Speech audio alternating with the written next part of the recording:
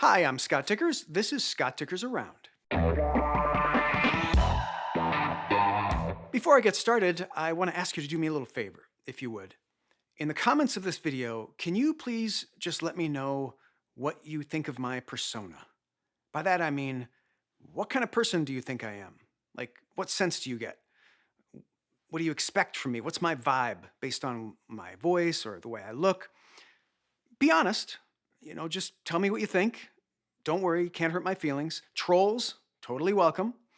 I'll explain more about this in a minute, but I just wanted to put that request out there at the start. If you're listening to this in the podcast version, there may not be a place for you to leave comments, so just Google me, go to my website, and leave a message there under the Contact tab. The website is scottdikkers.com. That's Scott with 2 T's, Dikkers with 2 K's, no C. Thank you so much. So I have a special show announcement today. Stay tuned for that. First, I want to introduce the bulk of the show, episode 3 of The Onion's Extremely Accurate History of the Internet, which I'm going to play for you.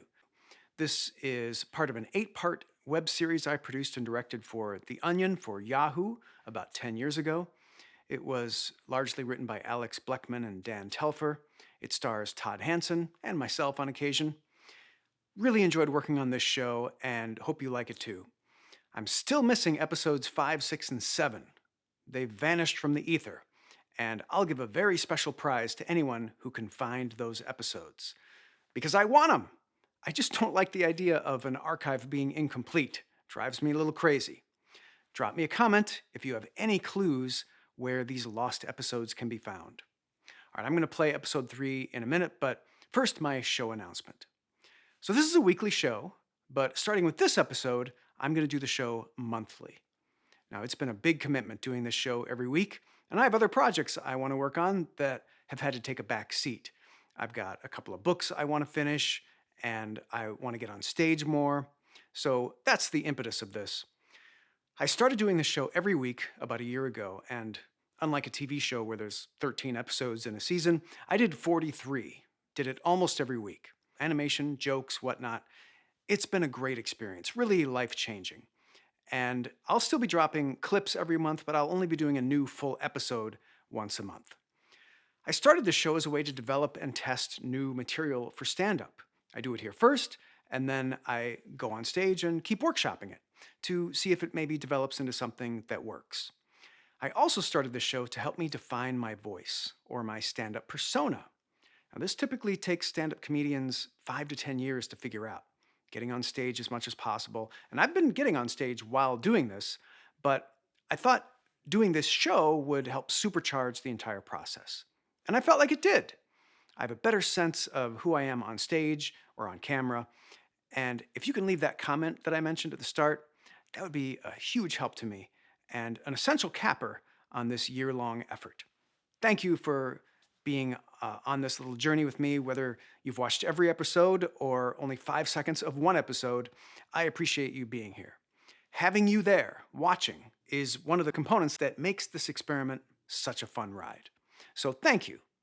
Okay, on to today's show. We're going to watch episode 3 of The Onion's Extremely Accurate History of the Internet.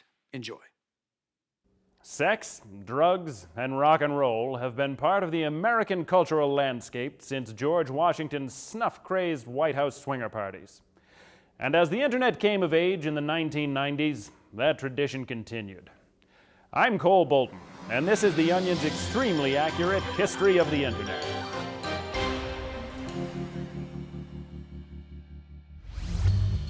It began with sex.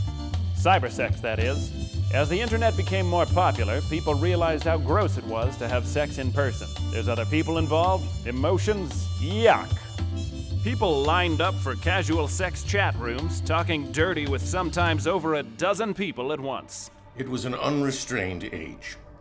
I myself corresponded with a sexy au pair girl from Paris who turned out to be a 50-year-old mail carrier from Phoenix. And I didn't care. That was the culture in those days. You went with it. It was free lovin' and free livin'. Candidly, his online chats were pretty hot. Nevertheless, the fun all came crashing down with the first appearance of memes. Internet memes. no one fully understands them. Scientists believe they were first transmitted to humans from chimpanzees in Africa. Whatever they are, memes spread across the internet, virally infecting millions and threatening the very fabric of civilization. If you think you have a meme, seek medical attention. And whatever you do, don't put it on the internet where someone else could catch it. That was the sex part. Now for drugs. The 1990s were the internet boom years. The future was online. Everyone in Silicon Valley had their own GeoCities page. We all expected to retire rich by blogging. No thought was given to the cost of posting hundreds of rotating stars. It's like money was no object. In 1996, the most valuable company in the world was BlueWebPage.com, a site that did nothing but display a solid blue background. Its CEO became the wealthiest man in America, worth over $10 trillion. He spent most of his money building a water park filled with champagne, so his employees could just go down champagne slides all day and never do any actual work.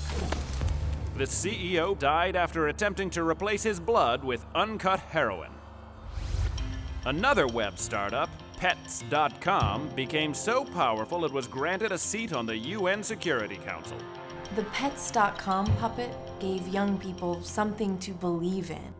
His speeches, it was so charismatic. He promised to sweep away the old corrupt regime of expensive pet supplies at retail outlets and replace it with a new world order of low-cost flea collars, chew toys, delivered right to your door. When the Pets.com puppet became too powerful, the world's governments closed in. From his bunker deep within the Earth's mantle, his puppet hands reached down and removed the human forearm within, killing him instantly. Now the third and last seedy element that defined the 90s, rock and roll. In 1999, a new file-sharing service called Napster made its debut. Created by the big three record labels, Sony, Universal, and Warner, it was a way of sharing the gift of free music with the world. We heard about Napster and realized we'd been thinking about the music business all wrong. Music is a beautiful expression of the human soul. It would be unethical to make a profit from it. We've made enough money. Let the world have all the music for free. That became our new business model. The big record labels elevated music from crass commercial product to art in its purest form. Their creation of Napster was one of the most generous and inspiring gestures in the annals of corporate America.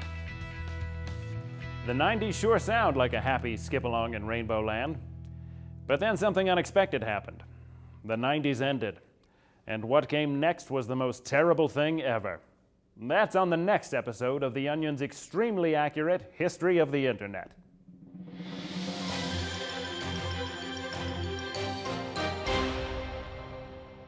Thanks for watching me. I'm Scott Dikkers. Don't forget to hit the like button on this video, and why not go nuts and subscribe to the channel? You only live once. Hit the bell to be the first in your parish, ward, or cell block to get notified of new shows.